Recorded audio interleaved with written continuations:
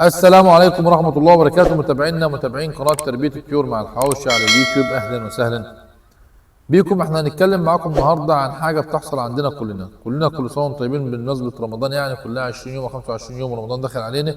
في ناس كتير بتجيب فراخ الأيام دي كده في البيوت بتربيها عشان خاطر رمضان. طبعا الجو زي ما انتم عارفين الجو برد، فممكن فراخ في ان احنا لو اهملنا في الفراخ من ناحية التدفئة او حاجة بينتج عن الامر ده ان يبقى عندنا فراخ صاردة او فراخ ما بتكبرش. في فراخ بتكبر وفراخ ما بتكبرش، وكلنا عارفين ان الكتاكيت اسعارها غاليه، فعشان خاطر اتخلص من الكتاكيت اللي هي صارده ده والكلام ده كله، وده كله تكاليف عليها زياده، فانا لا مش هنتخلص منها. احنا جايبين لكم كيس، الكيس ده في عباره عن مجموعه من الفيتامينات والاملاح المعدنيه، انت هتستخدمه خلال الدوره كلها باذن الله، وبالتالي بيحسن من معدلات الموازين بالنسبه للفراخ وبيخليها تجيب موازين كبيره.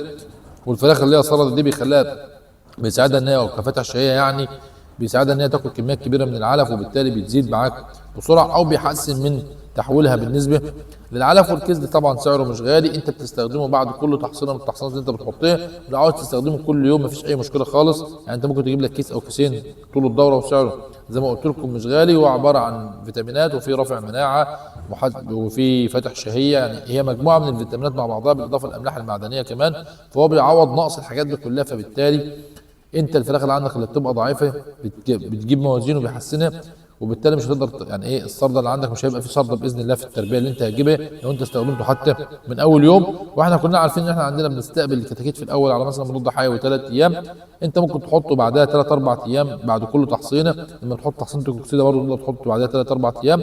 ولو عاوز تستخدمه في الايام اللي انت بتحط فيها، يعني بدل ما تستخدم الميه البيضاء بتحط مجموعه الفيتامينات ديت، مفيش فيها اي مشكله خالص وهي مش مكلفه.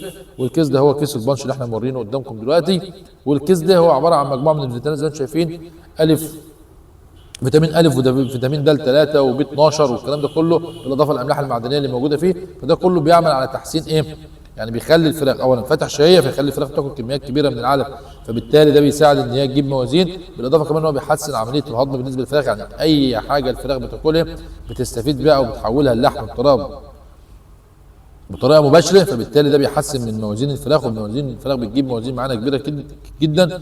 واحنا جربنا الموضوع ده مع ناس كتيره، احنا حسينا ان بعض الفراخ كانت ضعيفه نتيجه بقى الاسهالات، او زي ما قلنا ايه ان كانت التدفئه ما كانتش قد كده، فالفراخ صارت من الناس.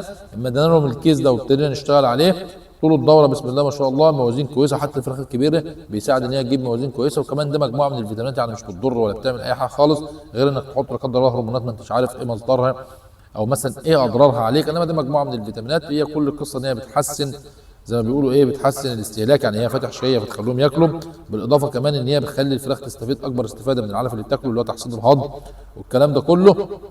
فهي مجموعه من الفيتامينات العربيه. وكمان الكيس ده مش يعني ايه، ما يعتبرش كمان يعني ايه فاتح شهيه بس وكمان بيحسن، لا هو كمان بيحتوي على فيتامين هي وده رافع مناعه. فانت في الجو البارد ده الكيس ده مفيد جدا، سواء بقى ان انت هتحسن بيه الموازين او تخلي الفراخ اللي عندك تجيب موازين، او عندك فراخ صارده فتتجنب ان يبقى عندك صارده كتير، فهو يحسن لك الموازين يعني موازين الفراخ الضعيفه، يحسن من الكتاكيت الضعيفه دي كلها. او ان انت كمان لو استخدمته كرافع للمناعه عشان خاطر يقي الفراخ او الدوره اللي عندك، تحميها من كميه الامراض اللي بتبقى موجوده بالذات في الشتاء اللي انتم عارفين. فهو مجموعه من الفيتامينات مفيده جدا جدا بالنسبه للناس، وزي ما قلت لكم هو مش مكلف ونقدر نستخدمه طول الدوره او من بعد 3 ايام عادي، او من اول يوم عادي مش مشكله، لانك كده بتحط فيتامينات ورافع مناعه، وده حاجه كويسه جدا مع الناس كلها. وكمان هو بيساعد ان ايه، ان انت ما يبقاش عندك اللي هي عارف انت التربيه اللي هي فيتين، حاجه كبيره وحاجه صغيره، لا هو ده بيخلي الفراخ تبقى ما شاء الله كويسه، الاكل كويس، بتسحب في الاكل بكميات كبيره، بتلاقي الفراخ ذات نفسها شكلها اتغير جدا. وكتير من الناس إيه يعني ايه استخدموه. ولو انت عاوز بقى الموضوع بقى لو عاوزين يوصلوا الموازين بقى 2.5 و3 كيلو و3 كيلو ونص والكلام ده كله، انت ممكن تستخدم لك كيسين زي ما قلنا في خلال الدوره، باذن الله يعمل معاك نتائج كويسه جدا ويظبط الدنيا معاكم. بالاضافه كمان زي ما قلت لكم ان هو رافع مناعه، كالسيوم، كل حاجه موجوده، هي مجموعه من الفيتامينات. هو الكيس ده كيس البانش يعني زي ما قلت لكم، والكيس ده جميل جدا ومفيد جدا بالنسبه للناس وغير مكلف، ويقدر اي حد فينا يجيبه يعني. او تقدر تجيب حاجات شبيهه ليه لو انت ما قدرتش توصل للكيس ذات نفسه يعني اللي هو موجود ده، لان هي عباره عن مجموعه الفيتامينات دي كلها. انت بتجيب مجموعه فيتامينات زي ما في ناس تقول لك انا عاوز اجيب حاجه تكبر الفراخ، فالفيتامينات دي مفيده جدا جدا جدا بالنسبه للتربيات.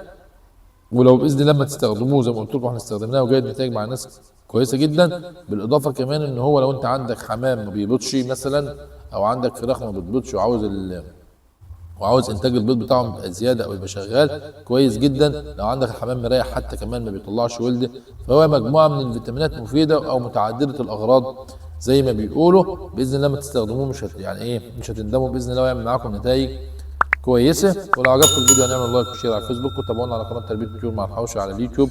والسلام عليكم ورحمه الله وبركاته.